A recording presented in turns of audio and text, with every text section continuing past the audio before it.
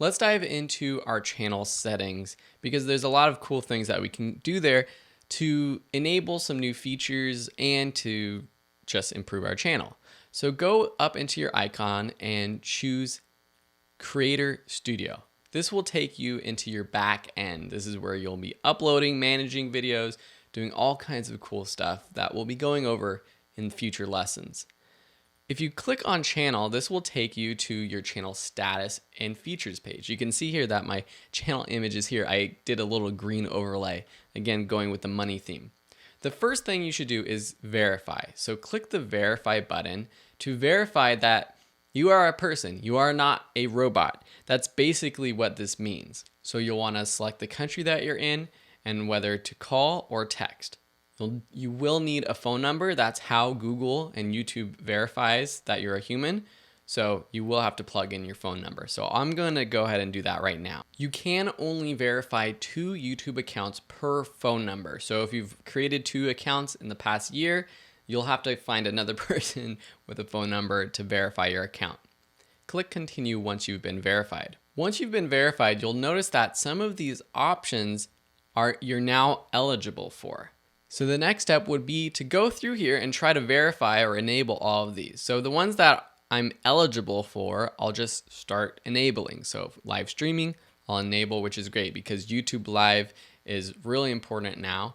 So just by clicking that enable button, we're enabled to do live streaming. I'm gonna go back to my channel. For monetization, this is another important thing if you want to build your YouTube channel and eventually make money from it. First, you're going to have to choose your country location. Not all countries, I believe, are eligible for monetization. So I'm going to choose my country, which is the United States. And this actually brought us to another page, the advanced page, underneath our channel tab. So let's stay here and let's add some more information.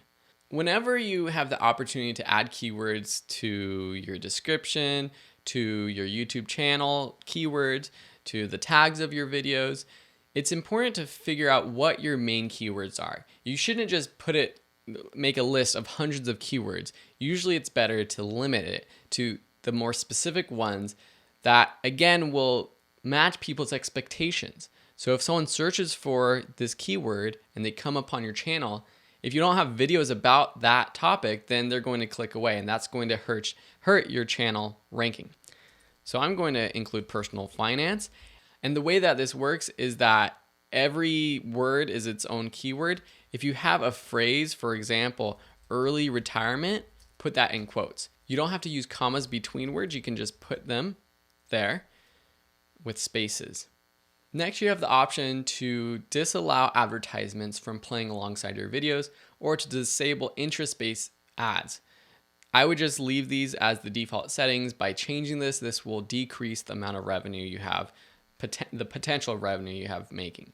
If you don't have an AdWords account, you will have to sign up for an AdWords account. So go to adwords.google.com, click sign in or start now.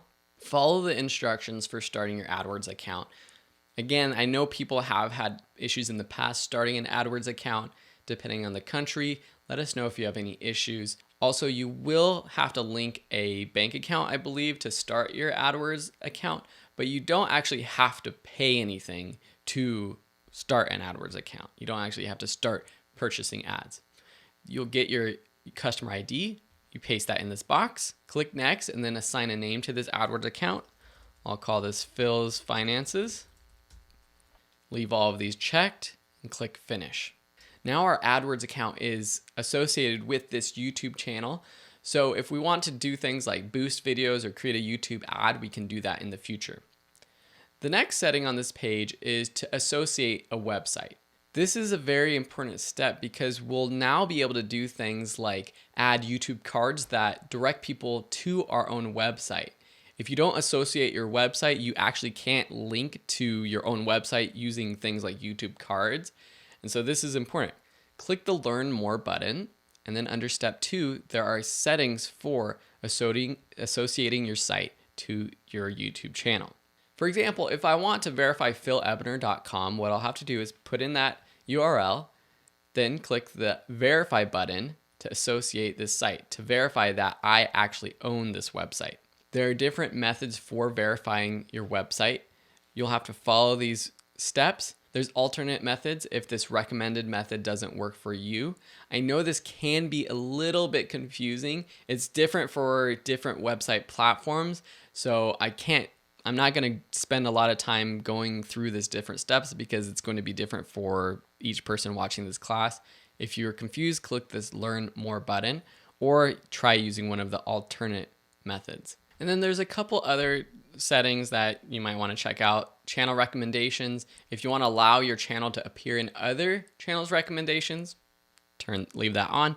If for some reason you don't, you can turn that off, but hey, why not? Because that's more people potentially clicking onto your channel. And then subscriber counts.